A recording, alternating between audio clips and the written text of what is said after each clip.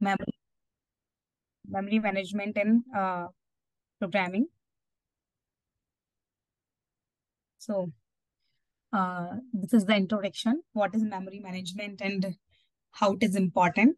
So, memory management is a fundamental aspect of software development, which involves the efficient allocation and reallocation of memory. So, as we know, when we need to develop any software or we need to run any uh, computer languages, so we need some memory to allocate the to define the variable, to assign some value to variable, to do any of the operation. So we need memories, and that memory is available in our systems in different formats. So to utilize early and write a efficient software or program, we need to manage our memory properly. So management means we need to allocate memory in efficient way, and then we need to deallocate the memory as well. So that is the memory management. Efficient memory management is essential for optimal performance of a software, as it ensures that programming is using the memory wisely. So as we have limited memory available in our resource, in our systems, so it is mandatory, or we can say it is useful, that our program or our software is using memory very wisely, so that the performance will be good, and it will perform as expected. Otherwise, it will, after some time, it will start behaving very weirdly if the memory is not being used properly. So it is very much necessary to use the memory wisely.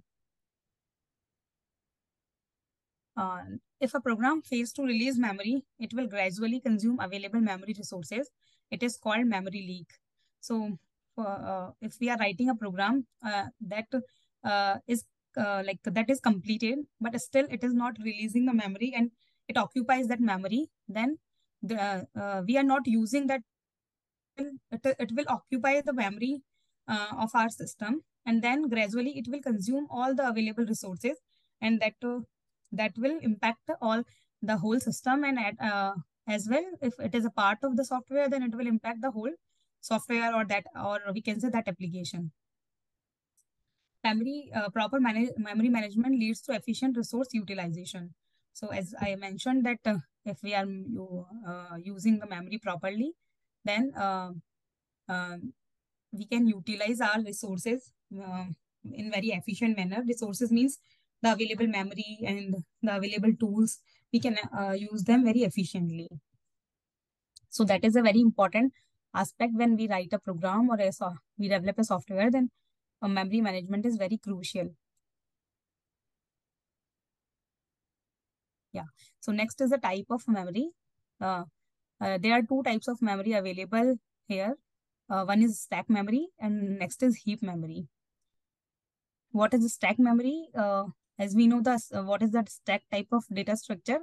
It is like blocks, as we can see here, blocks on each other, on top of each other. So we can say there's one block, then on the top of that block there is another block. So on the top of that there is another block. That kind of arrangement we call stack. So we can take the example of the chairs. When we keep the chairs one over the, like, one chair is there, then other chair is on the top of the previous one, then next chair will be on the top of the previous one. That type of arrangement will be stack. So in that type of arrangement, or we can say data structure, the element which is coming last, that will be out first. So that is last in first out. So that kind of order we maintain in a stack, kind of a stack memory. Okay. Next is heap memory. So heap memory does not have any specific order. Heap means just there is a heap of available memory, and you are using that heap, uh, that memory in a random manner. We can say there is not specific order for that memory. So two type of memory we use in our programming languages.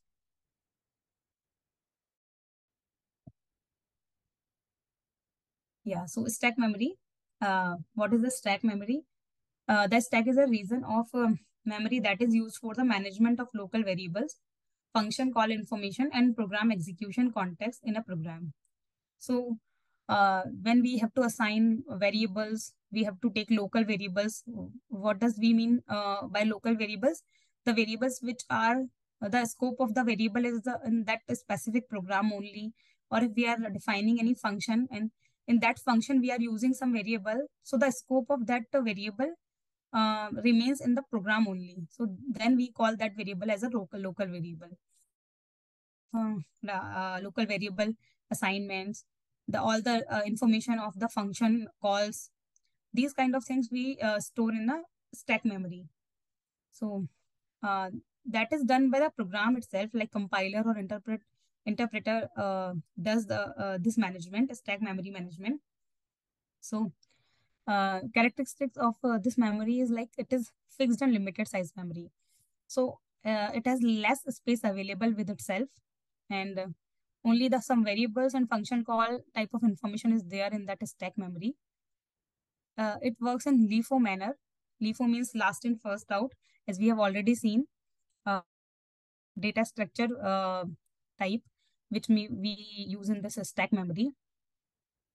So that's why it maintains a strict order for managing our function calls and our local variables. So there will be a strict order needs to be maintained. Then automatically managed by the compiler or interpreter. So now programmer does not need to do anything with the stack memory. Local variables are allocated and deallocated. Functions called is allocated and deallocated by the compiler itself. So whenever a function will be called, a local variable will be allocated to the function, and whenever it will return, the scope of that variable will be finished, and that variable will be removed from the memory. So that will be done automatically by compiler or interpreter. So that's why we need a strict order, because that is a stack kind of because in the function calls we have to maintain a strict order. So that's why we use the stack kind of structure. Use cases. So use cases like storing local variables, as we have discussed, function parameters, return addresses, function calls. These things have to manage with stack memory only. Also managing function hierarchy. Function hierarchy means if you are calling a function, if you are defining a function, under the definition of that function, you are calling some other function. Then under that function also you are calling a different function. So then if there are hierarchy in the callings of the function, then you need to manage the calling. Like if you are calling a outer function, then inner function will be called by itself only.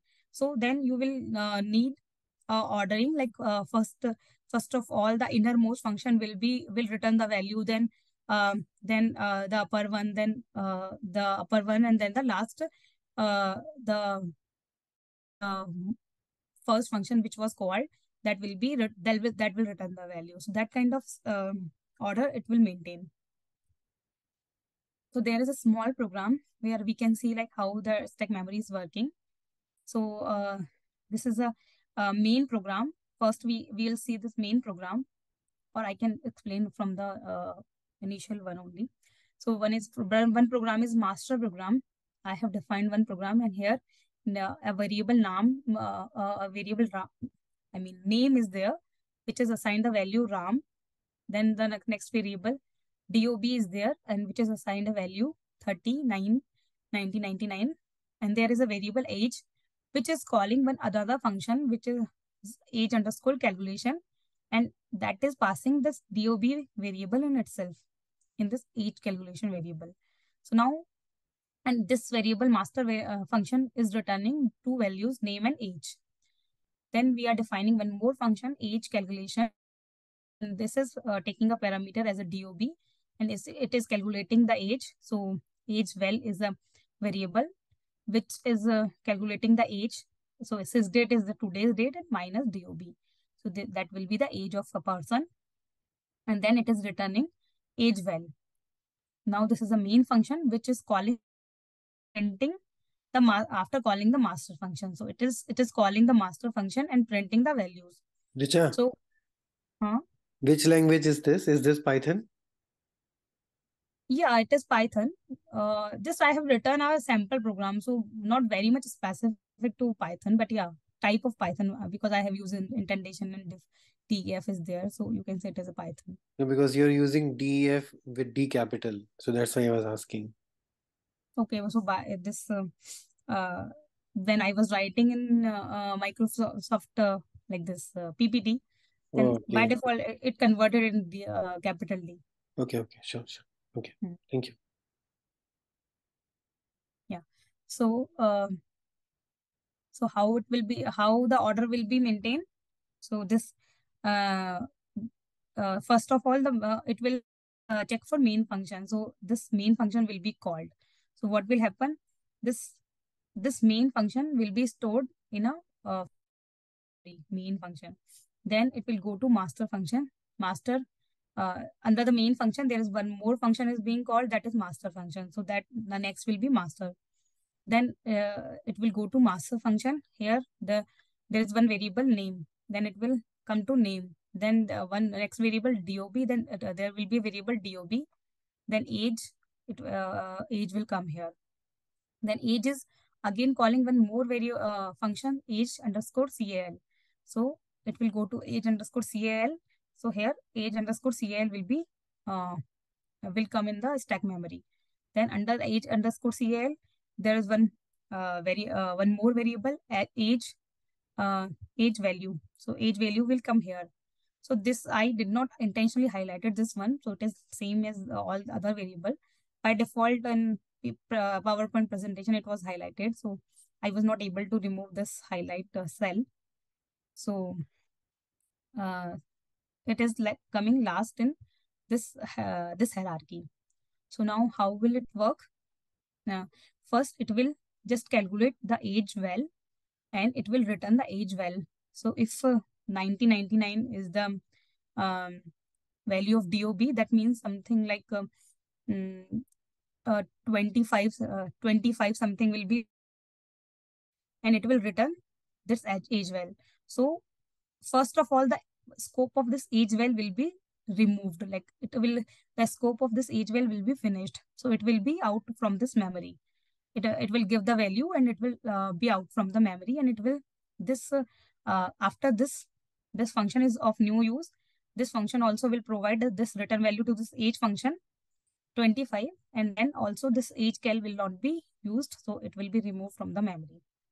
Now age, dob and name are there in the master function. They will this function will return name and age, and this function will not be used next. So age, dob and name will be removed from the stack memory, and then the master function will be removed and main function will print the value, and then main function will be removed. So that's how the memory is being allocated. And stack like in stack order, the memory is being allocated and deallocated. So we can see like first main is coming and it is out. It is going out last, and last in first out we have seen. So in the last, age well is coming and it is going out first. So that's why it is working in the last and first out order, so that it can maintain the strict order. So that like as the variable is finishing their scope, then it is releasing the memory. So uh, that is the memory management way for stack memory allocation. Yeah, next is heap memory. So heap is a region of memory used for dynamic memory allocation, where data is allocated and deallocated during program execution as needed. So in the heap memory, there we need the memory for runtime variables or dynamic type of data, is like dynamic type of variables are available. So there we need different kind of memory allocation.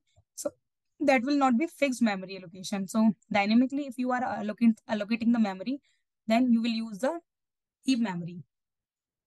So what is the characteristics of this heap memory? That is a dynamic and flexible in size. So the size can be grow and it can be shrink during the execution. And memory allocation is explicit. So explicit means that programmer needs to handle this memory management. So programmer needs to explicitly request for memory, and it then it wisely deallocate the memory as well. So in some languages, for example, C, C++, they have the predefined function for requesting the memory. For example, malloc and new, that kind of functions are there that allocates the memory to a function, to a variable. And then if you are allocating memory to a variable, then you have to release that memory. Otherwise, it will be occupied the memory even after the program execution. So that is the explicit memory allocation. So here, programmer needs to be very careful for allocation and deallocation of the memory. So there is a risk of memory leak if not properly managed. So obviously, if you are not properly deallocating the memory, then it will occupy that resource, and gradually it will use all the resources and it will exhaust the all the available resources, and um, then you have to then your program or your software will be corrupted. So you have to use the functions for allocation and deallocation, and you have to use them very carefully. Use case of this heap memory is like storing data structure of variable size. So as I mentioned that if the data structure you are using in the program that is of variable size, then you can use this heap memory. So for example, linked list is there, dynamic arrays are there, then you will use the heap memory because that memory will be allocated. And also if you need to allocate the memory for object at runtime only. So runtime, if at runtime only, then some object is being created, or we can say some memory or values are being assigned. Or if you are using Python, there are pandas available. So you will be there. So a data frame can take like only 10 rows can be there, or you can say 1 million rows can be there at runtime when you are processing the data. So at that time, the memory will be allocated dynamically. So then heap memory will be used. And also in stack memory, we talked about local variables. Now we can talk about the global variable. So global variable is what? If you want to use some variables which can be used outside the function also. So their scope should not be finished when the function returns the value. So if there this kind of variable you need in your program, then you need to declare that variable. So if a global variable will be there, then it will assign the heap memory there, because stack memory will remove that variable in whenever the scope will be finished. So if you want to use that function, that variable outside the function also, then you will need the heap memory. In the same manner, uh, oriented programming, you inherit the functions, or um, you use the objects in other functions and programs. So there also you need heap memory, as you have to keep those objects intact as it is. So that's why you heap memory. So uh, that was the use cases of heap memory. So that was a small program of CVC language which I have just taken. So uh, I will just explain how the dynamic memory allocation and heap memory is working here. So in the first two line is like include stdio.h and hash include stdlib.h. That is the for C and C++ language. These are the libraries. Then this is the int main is the main function, and here int asterisk dynamic array. Here we are defining a pointer, and that is a dynamic array, and that will take the value dynamically. We are not giving any um, specific length to this array, like it will take 5 integer or 10 integer. We are not giving like that. We are taking it dynamically. And next we are defining one more variable that is of integer type. The variable is size and the value is 5. Now we are allocating memory for an array of integer on the heap. So now we are allocating memory by using some predefined function. So dynamic array equal to int star malloc. Malloc is the function which we write to allocate the memory. So we are to the program that I will need this much of memory. So by the malloc function, you will request for the memory. What will be the size of the memory? It will be the size multiplied by size of int. So this size is the variable. This size variable, the value of the size variable is 5. It is size of int. So size of int, if you will see, let's say size of int is 4 byte. So it will take 4 into 8. So it will 4 into 5. So it will be 20. 20 bytes will be allocated to dynamic array. But if you are taking, if you will define size equal to 9, then it will assign the memory like 9 into 5. So it will be 45. So that kind of allocation will be there. Now this dynamic array will have this 20 bytes with itself only, and it will do uh, all the operations and all the other things in this 20 bytes only. Now we are just checking dynamic array equal to null. If dynamic array equal to null, it is saying that memory allocation failed and returning 1. So this is just for a check that dynamic array is in some value. That means this pointer is not equal to null. Then just doing some operation initializing the array. We are just assigning some value, and we can do any printing and something else with this array. After completion of all the operation, we are doing free dynamic array. What does this mean? Release the prevent memory leaks. So free is the predefined function in the C++ language. That it is freeing up the memory of dynamic array. So this pointer is now releasing the memory, so that after execution of this program, this memory will be available for other resources also. Otherwise, it will keep intact this memory after execution of this program also. Then we are just setting this pointer to null to avoid dangling pointers. So we are setting it null.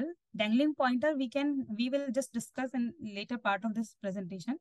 So just we can understand that if we will not assign this dynamic array to null, it can be possible that this will refer the same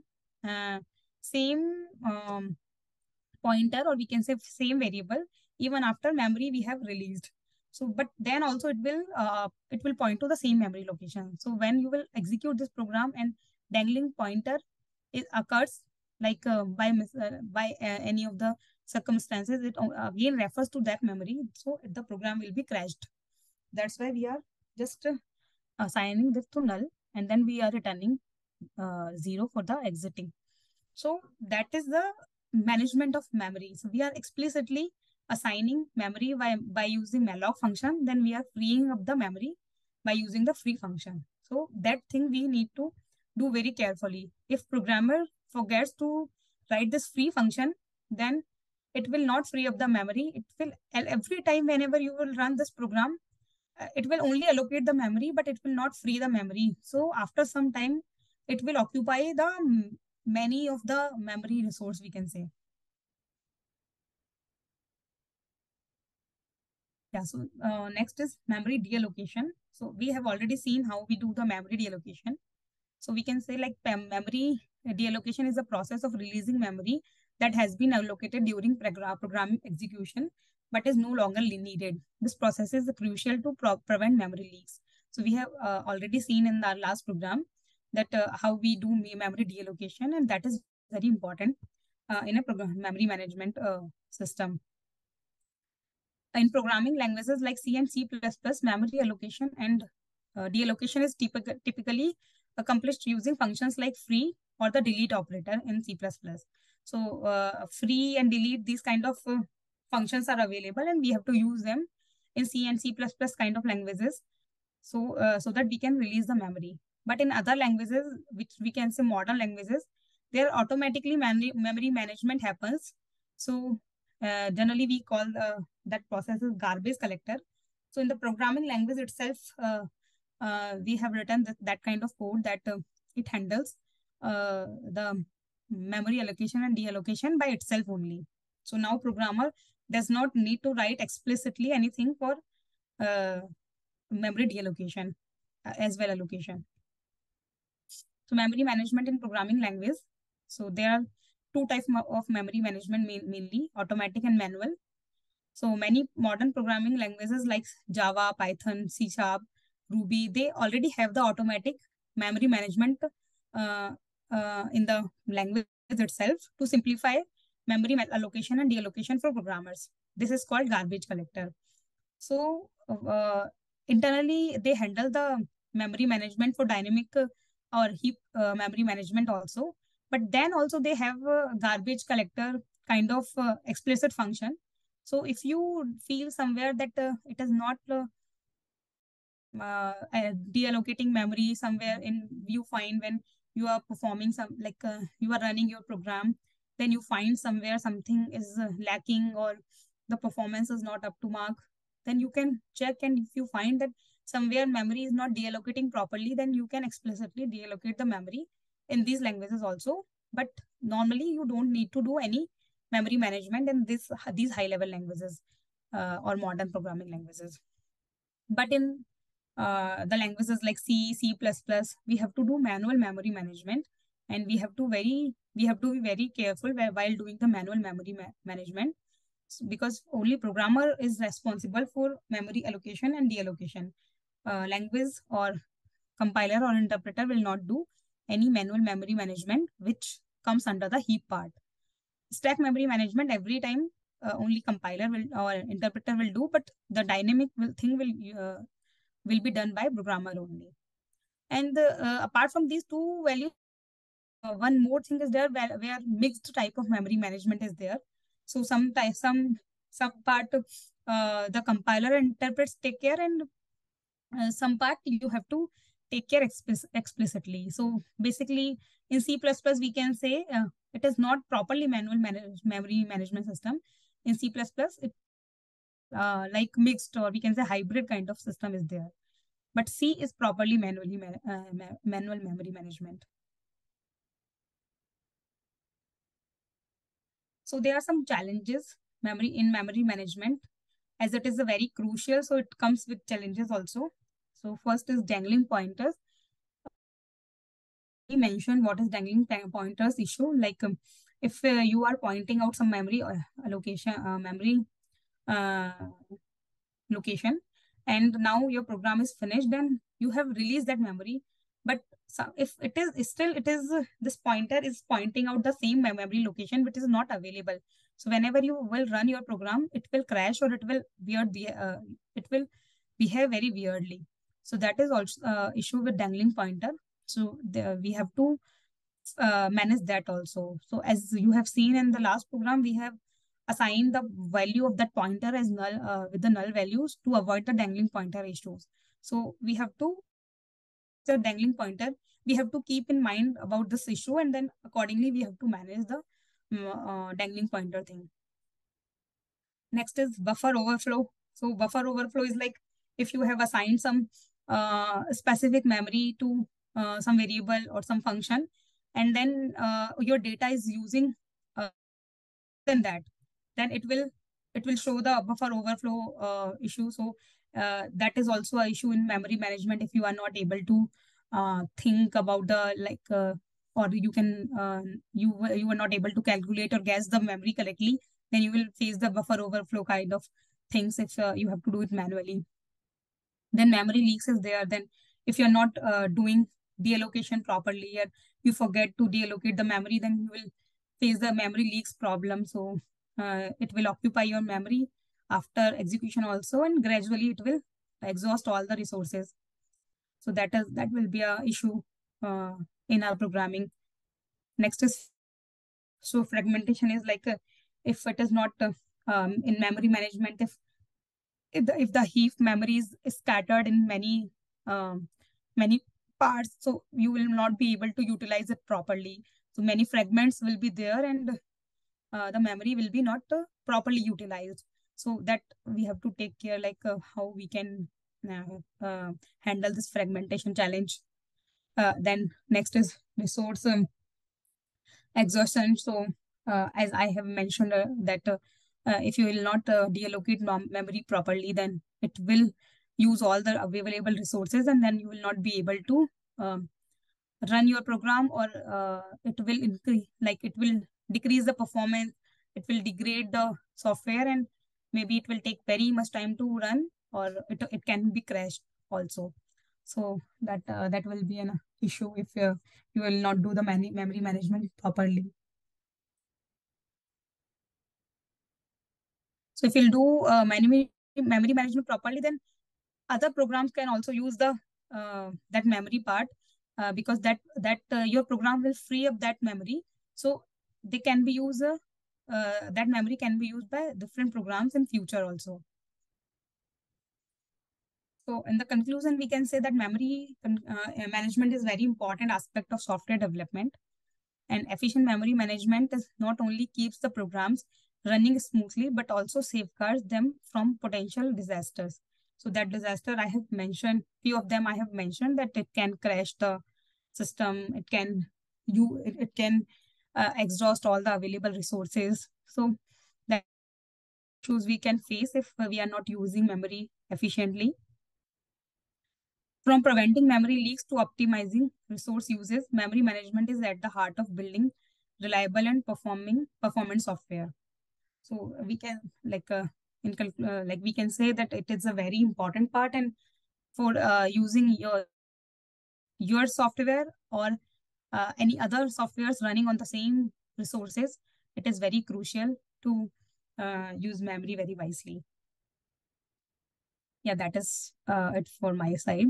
From my side, thank you for your attention.